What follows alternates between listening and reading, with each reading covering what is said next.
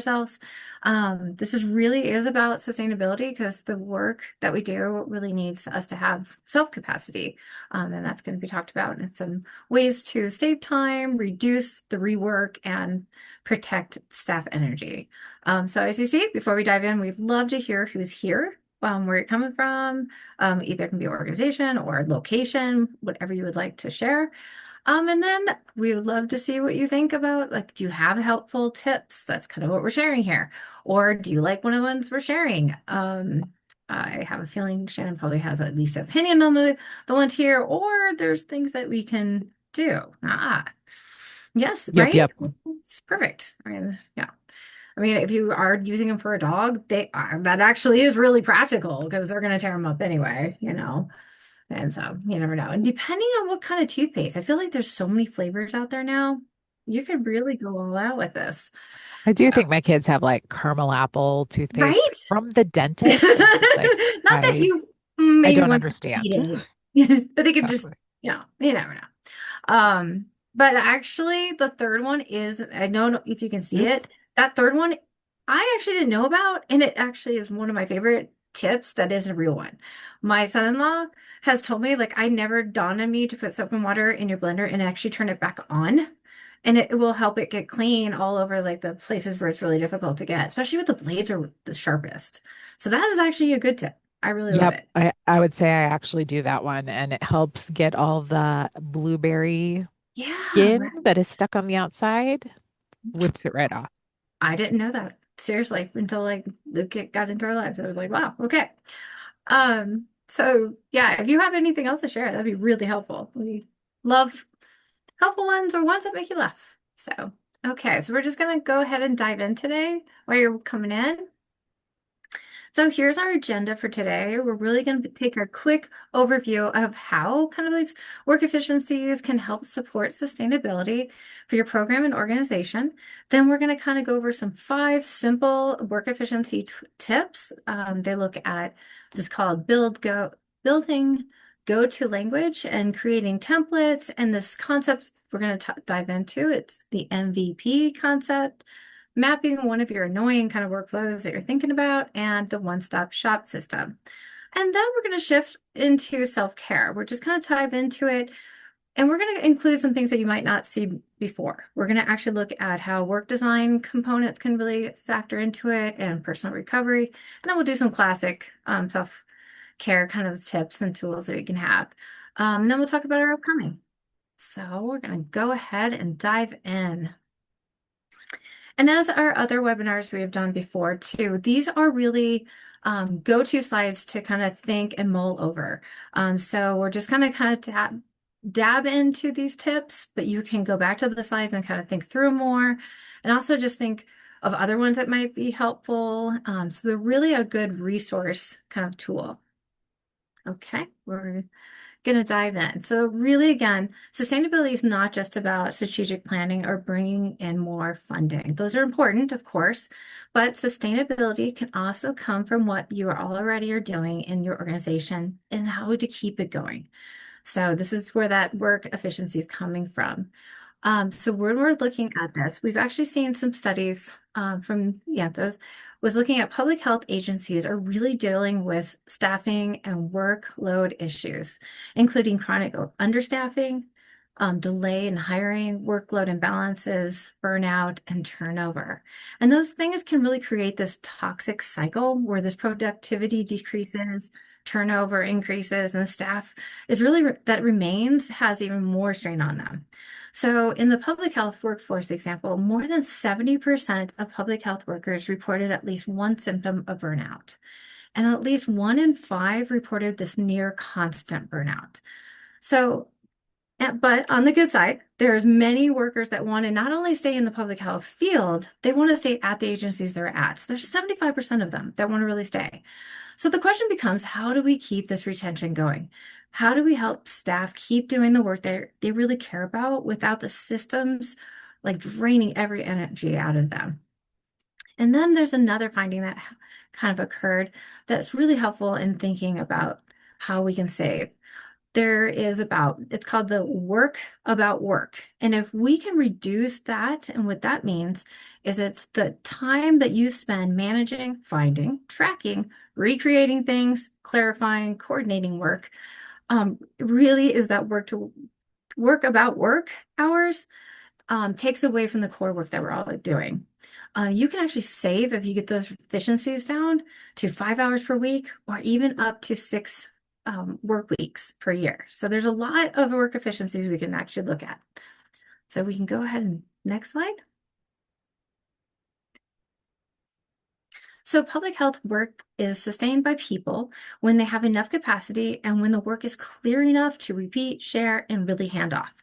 That means that efficiencies matter. So we're going to really reduce that work about work concept. We're going to be doing it by simple efficiencies today. We're also going to be doing it on that self-care and work design, which really involves, and we'll dive deeper in a little bit in the slides, clear roles, realistic workloads, autonomy of how you want to work it, that really good, strong feedback system with management, and really knowing that you have a safe place to say how you feel. And then that personal recovery isn't just about self-care. It's really about multiple components of thinking through things about how you're moving your body, how you're getting sleep, how you're reflecting on how life's going and what you can do. So we're going to talk about those in a little bit, but it really talks about when work is easier to repeat, find, share, hand off. Staff spends less energy on preventable rework and more energy on our public health work that really matters. So now we're going to jump into the 5 simple tips. So when we go through this, it really is just about quick ones that we thought of that might help. This kind of may stimulate you to do one of the ones we're actually recommending or go bridge off of it or come up with other ones. It's really about those small changes can add up. And this one's a classic one. This is really, if you ever been across this is called build I can't tongue tied today. Build a go-to language bank and have it in a stationary place that everyone can find. And basically, it could have all kinds of things that you would need to a grab and go. You know, it's a project description, it's your program's elevation speech, it's your bios. How many times have we all been searching for a bio that someone's like, I need a bio of you right now? And you're like, ah. So this example is one of my favorite, kind of like me feeling like I'm always looking for what is our project description? And you start searching everywhere, right? You search your emails, you searched old documents, and you're dragging out constantly trying to find the right phrase that you wanted to use as a team. I knew my boss was gonna like note this because we always do this. But then you all start emailing other people. Do you have a description? How do we want to explain this? And so when we have that final version, end up rewriting it. And a lot of times we'll say it can take maybe 12 minutes, and that's 12 minutes you could save, but it's sometimes it takes a lot longer. So having a place, like a literally an Excel sheet, is a great way. It's not too complicated. It's perfect. You have, okay, this is our project description. These are the bios. And then you can have different bios, right? For different things that you're doing or different program descriptions. And everyone has it there to pull and grab and go. So there's a fun kind of like thing you could test, and you could do this as a team activity. You could do like a copy and paste scavenger hunt and give everyone like, I could see my boss going, okay, I want everyone to find what CPEG's mission is and get it to us. And honestly, that'd probably be an easy one because we actually do have that quite readily available, but or tabs description on how our survey is described. And then whoever finds it the fastest gets, a treat or something like that. It's kind of fun way of doing that. So that's our first tip. Now we're going to go to our second tip. It's templates. A lot of times we know that they're important, but again, we're not asking you to take the time to really build out a huge set of them. Just when you're making something, make it first as a template so that you have it for future work. Because how many times have you gotten a thing of saying, hey, could you actually pull together a quick presentation for us? Maybe we could do it at the end of the week or maybe at the end of the month for our partners. And you're like, yeah, I got it. That's fast. And then you start diving into it. And by the time you're like, you're pulling your slides, you're trying to figure out where the logo is, you're going, okay, what kind of style do we want to just save in? Like everything that's not about the content, you're trying to pull together in a slide deck. So you're rewriting all of the project overview again. So you're going like that. So basically you're pulling things from other stuff instead of having a template already ready. If you go to the next slide, it's really diving into understanding that you could build pre-slides for everything. And they're just the core. You just need them to be like something to build off of. You can have, if your team has set colors, you can set your Word documents and your PowerPoints all to those branding colors. Or you can make your own personal ones. There's font colors. Even in Excel, you can set the font. You're going to save your time if you're making your graphs in it. If you're using Canva, you can set branding colors and font colors in there. So those are all going to save you time. Even size of the font is really helpful. So style and font. And one of the things that people sometimes don't think about is set emails. It's okay to have like a set go-to email that you can adjust and make it personal, but you have that base one for an outreach or going to a partner on like your updates. It's okay to have that and then customize it after that. So you have that base. Data shells. Data shells are one of my favorite things to do with it because you can put a table in, you can put a pre-done graph of a trend line, you can do bar graph, and you already have it set. So all you have to do is put the data in and it updates it right there. So again, it's just really saving us time. So the goal isn't to make everything identical. That's not what we're looking for. We're just looking for easy places to start that you already have in a nice format that you like. So that's our next tip. This is one of my favorites. And so I actually made this image for myself because I constantly am learning about the minimal viable product is the actual original. It started from a business concept, and it's basically make like the simplest form of something, and then you can build it up if you need to. My boss has been putting this in my head for over 6, 7 years of like, please don't give me everything bagel. Please don't put everything in here. Yes, it's from the scrums management, as my boss is telling you. It's a very good technique. And so what it's meaning is that sometimes we're going to think of it in the sense of a report just to make it easy for us to kind of apply it right here. But honestly, you can apply this to anything. And so when you're thinking about building a report, you really want to make sure that it's in a form that you've got given enough information to your audience to understand the issue. They can make a decision and take a next step. It's really preventing that overbuild. And it also saves not just time for you building it, but who has to read it on the partner side. And if you have a boss that has to read it too and edit it, it saves her time or him time or their time. So it also, I do want to warn, sometimes we feel like we want to just cut it really far down and be like, we're just giving one little liner. In our work, I don't think we can slim it down so much that we're not giving enough evidence to support what we're saying. So the kind of basic questions you guys have probably all seen is to stick with the core. So first, make sure, of course, you know your audience. I think there's some really good things on our app about kind of drilling on the right product. These are the same kind of questions. You can go right to that and it'll help kind of walk you through how to figure out who your audience is and what they want, what the purpose is, what action, a decision, and next step do you want them to take and support from this report? What are the key takeaways? And this big one is where sometimes a slimming can get down. What evidence did you just give to support those takeaways? And then what might the audience still want to know? So before you do anything else after that, you could ask a colleague, a friend, a supervisor to really look at it and go, am I missing anything that I need to add now? So that you don't have to actually think about it ahead of time and go, I'm giving everything. And then people have to extract it. It's really hard. It's harder for people to edit things to they have to extract rather than go, ooh, this is great points, but you're missing this piece. So it's a little bit easier on the editor side. So it really is narrowing that down of building, instead of giving that everything bagel when somebody really, really wanted just a plain cream cheese bagel. So I'm sorry if you like your everything bagels. I do too. But they can stick with just eating them. Okay, we're going to move on. So our fourth tip is really kind of mapping one of those annoying workflows. And what I mean by that is not on a big scale. We're not looking at a data system or concepts. We're looking at the individual or team kind of work things. You went through something and you come, just felt like there's some friction on the way we did this, or that process just didn't seem right. That's what we're looking for because we need it to be simple. We're not looking for major revisions right now. So this deep dive is finding those invisible friction points and then making them visible.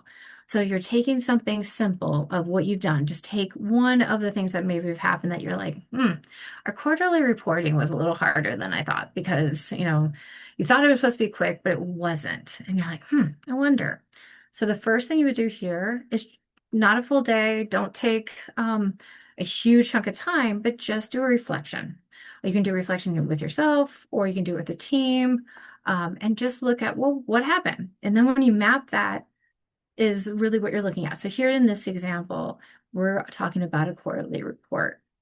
And we're like, wow, okay, now that I look at this, I had 6 people that were involved in it and has some kind of hand on it. There's 3 files that for some reason duplicated. 2 people are waiting on data that never got it. One was a chart was rebuilt like every single time. One person knows where the source of data lives, but they're not here anymore. There's 3 people that are unsure of where that final version is going. And there's a table that no one knows why that's in there, but doesn't want to delete it. How many times is that in there? And you still keep it in. Does anyone know? And you still have the comments on the side. Like, anyone know why we have this here? So, what could we do in this process? Next slide. For this example, kind of thinking and contemplating of how this actually happened. So, this is a real example of going, this is a lot to do with communication, being able to track who's doing what on these tasks, where the versions are. Can we make sure we have it in one place? And can we also make sure that final copy is in somewhere that everyone knows where it is? So a good way to do that is pick a platform or something to use to do it with. So we ended up starting to use the team channels that are from Microsoft. And that was a one-shop place for our team to be able to really track all of these things you're talking about. We have an in-house chat thing that you can use within there. So it doesn't have to go to email. And that way we're not sorting that. It's related to that project, keeps us on track. Then we can actually keep our actual documents in there in a shared folder and know the marking of which one is the current version. We can also share documents out of it, so we can actually do that. We also have a way in Teams that you can set up really beautiful tasks with who. It emails them that they're ready, that they do it, and it actually completes it and puts it in as completed for everyone to see when it is done. It's a really nice system. So it's all in one team page for us to be able to do a project. And so we actually build it out that way. The one thing I would actually say is when you're doing any of these kind of annoying workflow revisement is use a tool to kind of look at the change. Don't do a drastic change. Like I would overall in this one, look at, is the team channel really effective for our team or the way we're using it? And I love the plan, do, study, act kind of model I have on the side. And so you can plan to do the channel. You do it for one cycle. You decide, okay, let's revise it. Or first, we're going to reflect on it. So we're going to study it. And then on the act, you would revise it. So that's just a concept of make it easy for yourself. Don't do big changes all at once. These are all about small work efficiencies. And then the last one really builds off of this. So next slide in a sec, we're going to see that one of the favorite things that I love is if we've gotten to the technology world, and a lot of you probably already do this, but just to remind, one-stop shop systems can be just places where everything connects. And it's a really beautiful thing so that we know we all have to do communication. We all have tracking our tasks and when they need to be get done. We need a place to share and store because we're all working on the same project or analysis. And we really need to manage those deadlines. So all of them love to really talk to each other. We have some restrictions because we were housed in a institute that needs to use Microsoft. So, but luckily it has its own ecosystem. So we use the Teams. We have the Outlook that connects to it. We have OneDrive that connects to it. Then there's the to-do list of the Microsoft. They're all in one, all talking. It's a beautiful kind of system. There are many ways to do this. There's also one of my other favorites we were using was Monday. Monday is a really good kind of way to do project management, and it connects to a ton of other programs. So you can do Asana to really assign those tasks. That's you can do any Google infrastructure with it. So it's really helpful. So I just recommend start slow. Know that you want to connect your communications with your shared documents, and then connect what you want, and then build, test it out, and then build from there. So that's kind of our quick tips of going with that. So now next slide. Okay, so we're going to kind of switch gears. So again, we really want to the first part to really think about those small, what you can do for work efficiencies. And the self-care tips are going to kind of expand in a couple of different directions. We talked about the work design and the personal recovery, and then also some classic self-care. I mean, you can't resist to do a breathing technique kind of practice to get everyone to slow down. It's lunchtime. So I thought we'd actually do more of a breathing. So I'm slowing myself down too, because you can see I can get a little energized with this stuff. The one thing that I would note is sometimes people believe that breathing has to be isolated and kind of more that yoga kind of thing where you're meditating. That's wonderful. It's a wonderful way to do it. But breathing can be in any form. You can do it being in a meeting. You could do it on a drive, any kind of workplace you want. The other thing that people have noted is the classic box breathing is easy to remember. It does regulate your body. But when you first do it, and we're going to do that today, is sometimes if you have a lot of anxiety or you're just hyper, sometimes like me, you can eliminate that exhale hold for the first couple of cycles because that's actually what can make you get more anxious about breathing. You're like, okay. So if you start with like more of that, and if that's not helping enough, you can actually just count your inhale and exhale and don't do any holds for the first couple of cycles too. And that helps regulate you to eventually get to those holds. Those holds are really good for your body to regulate, but you don't have to get there right away. So sometimes I have to do that when I'm calming down. So we're going to take a second. I'm going to slow down my voice because I know I'm not really relaxing right now if I'm hyper. And we're going to all just get relaxed. Please give me a second. We're only going to do this for just a couple minutes, just to reset. We're going to breathe. And then we're going to start. We're just going to exhale. Let's get it out. Now we're going to inhale for 4. So we're going to inhale. 1, 2, 3, 4. We're going to hold.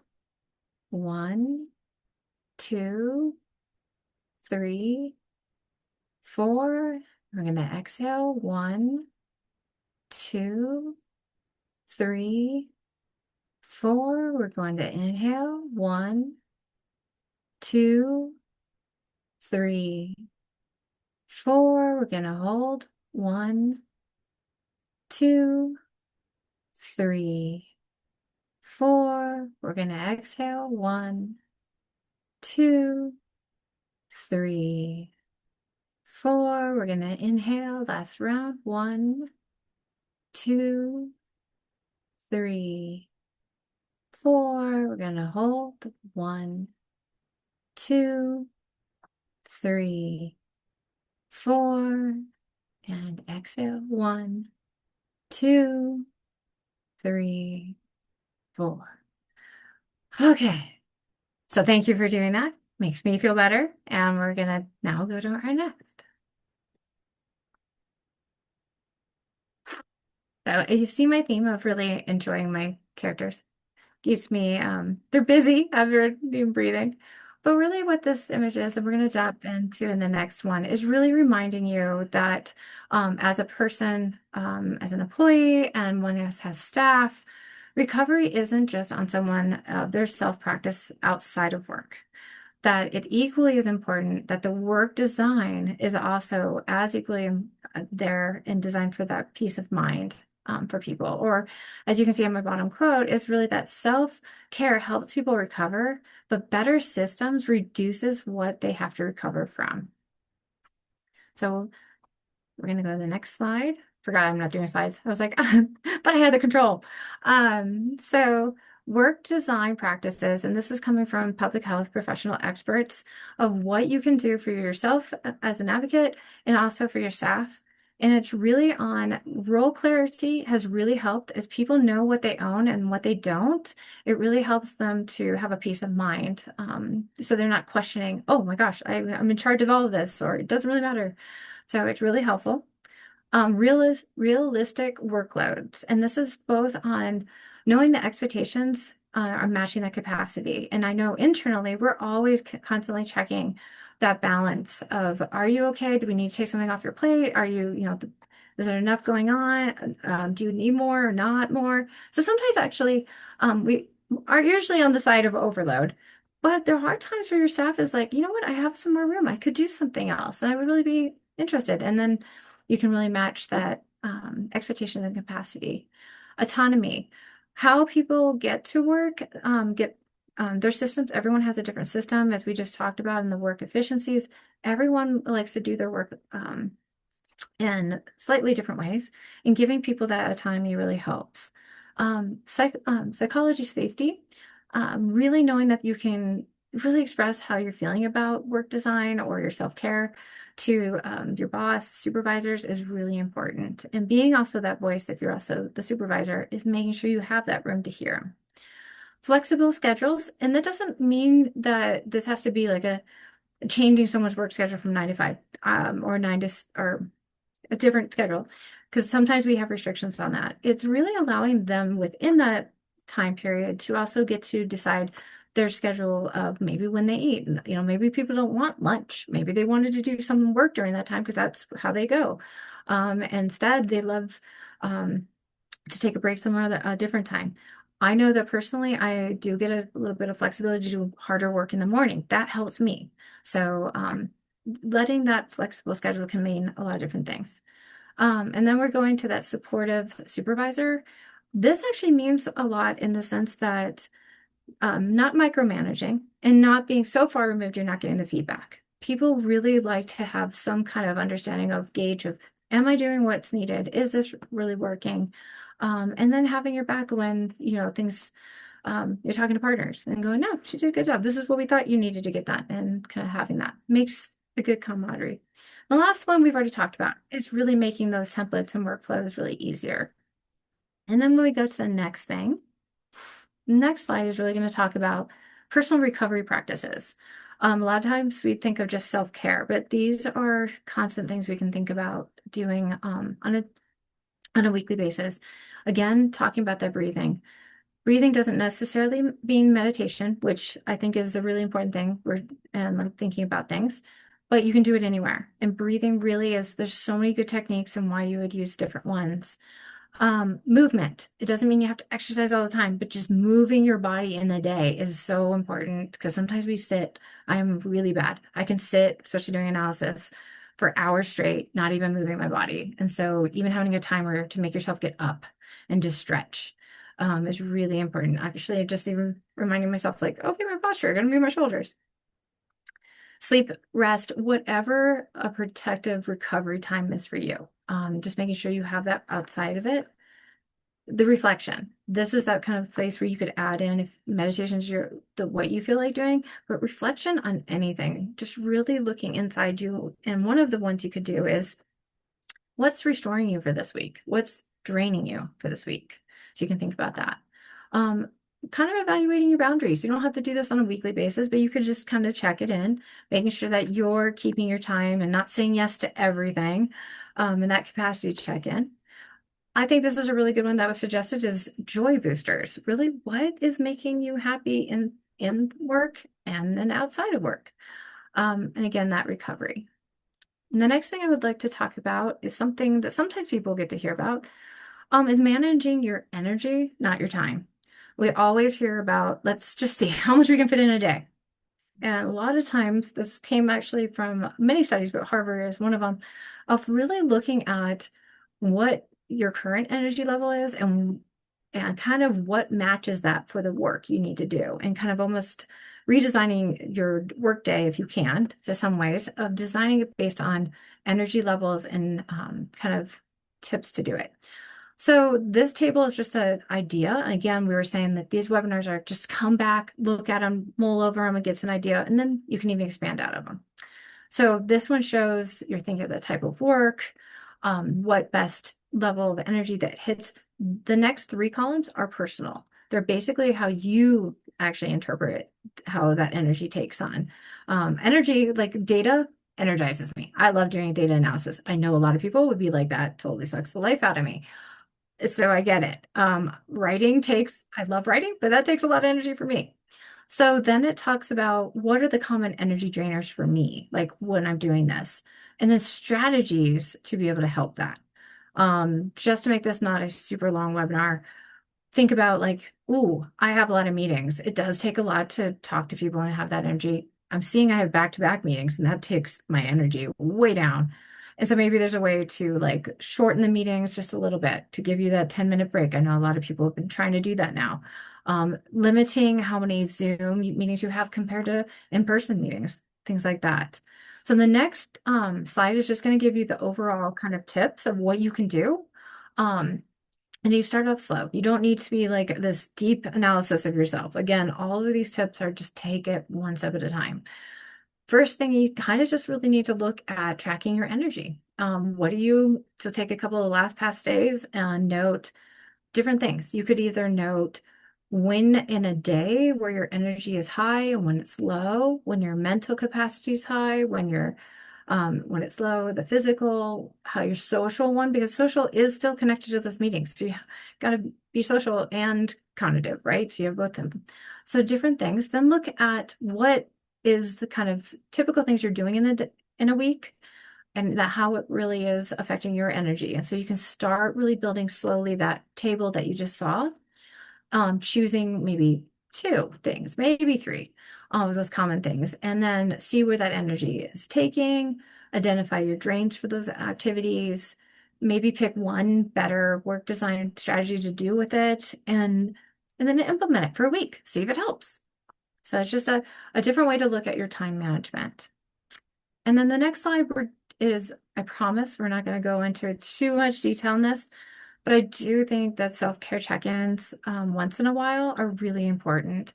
Honestly, I had never done one until about, I don't know, 3 or 4 years ago when our chair actually required it of something I was doing with her. And so this was actually the one that she gave.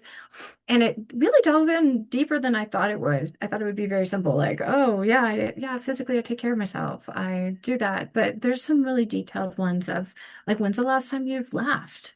I was like, I didn't even think about that. Or how many times you really connect with someone you care about. And so there's some really good ones in there. And I have the link of where this one is, but there's a ton out there. So just do a check-in, and then you can actually kind of see where you're wanting to go with a goal. And I would just write up maybe two things of like where I would like to do better with my self-care. And the biggest thing with this is telling someone your goals and checking in with them on a certain, even if it's just an email or a quick 10-minute coffee with a friend that you're like, hey, I'm just checking in with my self-control. I didn't, and talking it out is actually more helpful for you. And it still connects you with the person too. So it's a good thing. So those are our tips. And then we're just going to kind of explain our coming up ones. So these were really these thinking through small changes that can really add up and help with sustainability within yourself and your team. The next one is a really important one too, because sustainability is really tied into retention.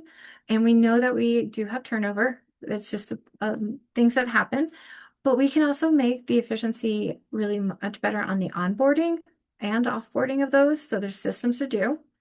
And one of the biggest things we see is making sure that you retain your organizational knowledge and expertise before someone leaves. and then how to keep it going for everyone else to know where it is. So we're going to do that on June 11th. And I really appreciate this time with you all. I just wanted to kind of do a quick how we can do it with organizational sustainability in this time period. And I'll stay on if you have questions or comments or ideas. I thank you very much.